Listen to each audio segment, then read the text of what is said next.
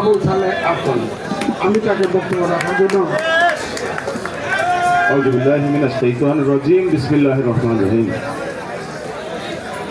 মহান রব্বুল আলামিনের কাছে শুকরিয়া আদায় করছি এবং আমি আপনাদের কাছে কৃতজ্ঞ যে আপনারা আমাকে ভোট দিয়ে আবার নির্বাচিত করেছেন।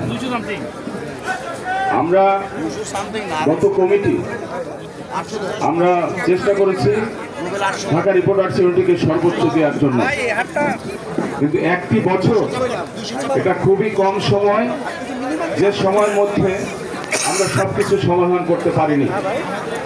ঢাকা রিপোর্টার্স ইউনিটি এমন একটি সংগঠন যে সংগঠনের সদস্যগণ কখনো ভুল করেন না। তাদের বিবেচনা বোধ অন্যান্য মানুষের চেয়ে অনেক বেশি, যে কারণে তারা আবারও এবার আমাকে নির্বাচিত করেছেন বাকি কাজের কিছু অংশ করে যাওয়ার জন্য। আমরা এই বছর চেষ্টা করব আমাদের বাকি কাজগুলো করার জন্য। ইতিমধ্যে আমার সেক্রেটারি মহোদয় বলেছেন যে আমরা মসজিদ কমপ্লেক্স ধরেছি, আমাদের এদিকে বর্ধিত অংশ সেই প্রায় আরো 44% জায়গা আমরা বর্ধিত করেছি। আমরা এগুলোতে সংস্কারমূলক কাজ করব, এগুলোতে নতুন স্থাপনা করার চেষ্টা করব। আমরা অন্যান্য যে বিষয়গুলো আছে সেই বিষয়গুলোর দিকে আমরা নজর দেব।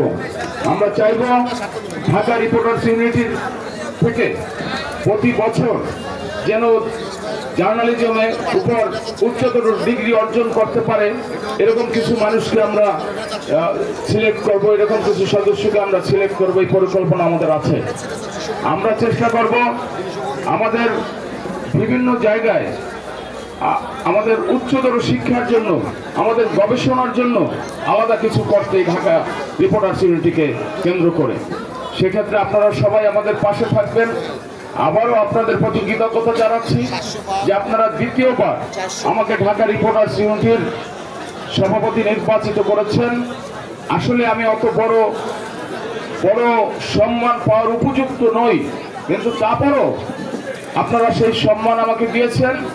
আপনাদের সেই সম্মান আমি টিকিয়ে রাখার চেষ্টা করব, এইটুকু আদা করছি আপনাদের প্রতি। ধন্যবাদ সবাইকে। সবাই সুস্থ থাকবেন, ভালো থাকবেন। আমি আপনাদের সবার জন্য দোয়া করি, আপনারা আমাদের জন্য দোয়া করবেন যে নবনির্বাচিত যে কমিটি হয়েছে সেই কমিটি যেন ভালো কিছু করতে পারে, সেই দোয়া সবাই করবেন। আসসালাম।